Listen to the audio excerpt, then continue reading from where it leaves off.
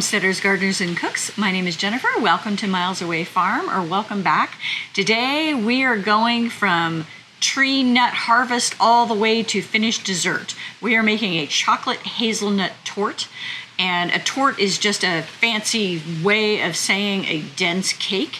And they often have nuts in them, so this is a perfect venue for hazelnuts. This would also work great with almonds if you don't have hazelnuts or you don't like hazelnuts. We have a couple of hazelnut trees on our property. We planted some when we very first moved here, and the gophers just decimated them. And so the first try back in 2012 was not successful, but then we replanted in 2017. And for whatever reasons, the gophers didn't find these. You need to have 2 hazelnuts in order to get good cross-pollination, in order to get a good crop. And so I have 2 different trees. One is called Doris, and the other is Yamhill. And those were both purchased from Burnt Ridge Timber here in Washington State. And hazelnuts, the term tree is really kind of misleading. They're really more of a shrub or a bush. But these bushes have done very well, and we've gotten a harvest of nuts off of them probably for at least the last 3 or 4 years, if not more than that. Hazelnuts will set their male catkins in the fall, and so they'll lose all of their leaves, and you'll see those catkins on the trees, and those go all the way through the winter, and then they bloom very, very early in the spring, usually here late February, early March, so usually earlier than you expect them to. They start elongating and throwing pollen, and then the female part of the plant, which is a separate part of the plant from the male catkins, that part is very tiny, and so unless you really look for it, it's not obvious. But they drop all that pollen, they cross-pollinate, and then if you're lucky, things work out, and late in the season, you start getting beautiful hazelnuts. When they're ripe, the covering that is covering the nut generally opens up and dries out enough that the nuts will just fall out onto the ground. And my dogs love them, so I've always got dogs out there digging up hazelnuts. But we have a nice big harvest of hazelnuts from this year, and they will last in the shell for a very, very long time. So we generally leave them shelled, or we shell them and then we throw them in the freezer. Hazelnuts have a lot of natural oils in them, and they tend to go rancid fairly quickly once they're shelled.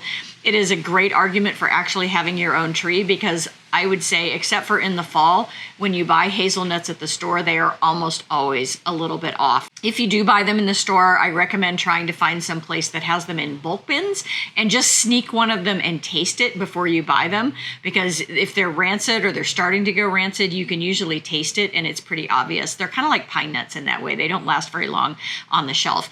So keep them frozen or keep them in the shell, but the ones that I'm actually using in this video were last year's hazelnuts, so we haven't even gotten into this year's.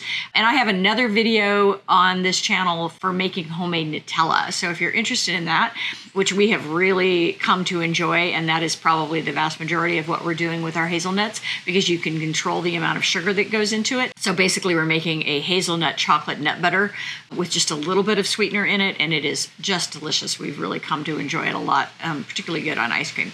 So check out that video. I'll put a link to that below.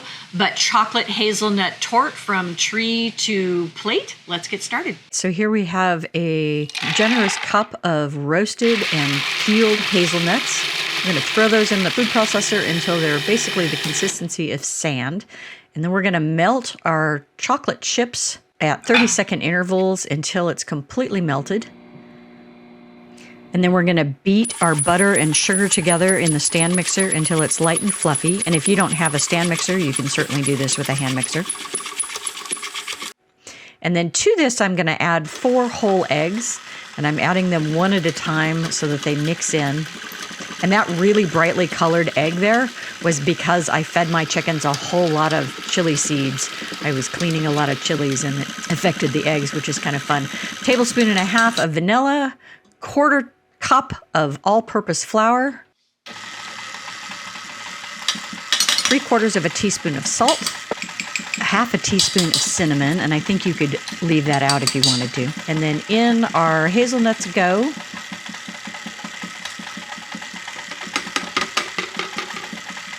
Here's our nicely melted chocolate.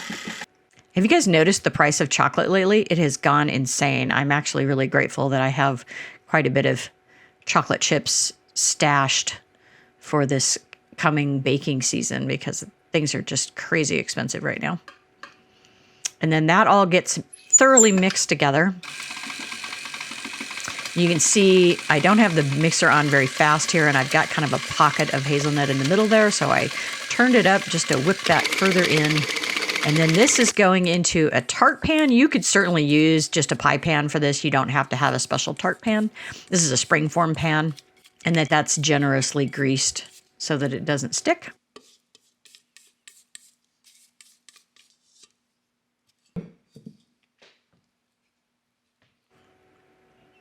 So this is mostly eggs and chocolate and nuts. There's only a 1/4 cup of flour in this whole recipe, so it's similar to a molten chocolate cake recipe. And then that goes into an oven, and I messed this up. The oven temperature was supposed to be 350, but the original recipe said 400 because it was roasting the nuts first, which I had done the day before. And so I did end up overcooking this. It should have been considerably less cooked. I pulled it about 5 minutes early, but I hadn't realized my oven temperature was 50 degrees higher than it should have been. So the toothpick is coming out super clean, but still absolutely delicious, even if it was just slightly overcooked. I loosened that up, and then I realized I wanted to put some powdered sugar on this, and so I put the ring back on to contain the shrapnel of powdered sugar everywhere.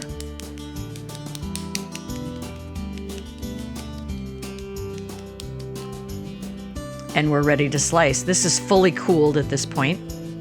And I cut this into 8 pieces, and honestly, it should be 16. This is a really rich cake. The definition of torte is kind of loose, but essentially it means a really rich, dense cake with not a lot of flour and often with nuts, which is exactly what this is. And while we did eat one of these whole 1/8 of a slices, as we ate it later, we cut it down by half. But yeah, this is super easy, basically almost impossible to overmix because there's only a 1/4 cup of flour in there, so you don't have to worry too much about gluten development, and a really lovely way to use up some of our fresh hazelnuts this season. Give this recipe a try, tribe. Thanks for watching, tribe. If you like this kind of content, give me a thumbs up, subscribe, leave me a comment, and share. I have new content coming out every week.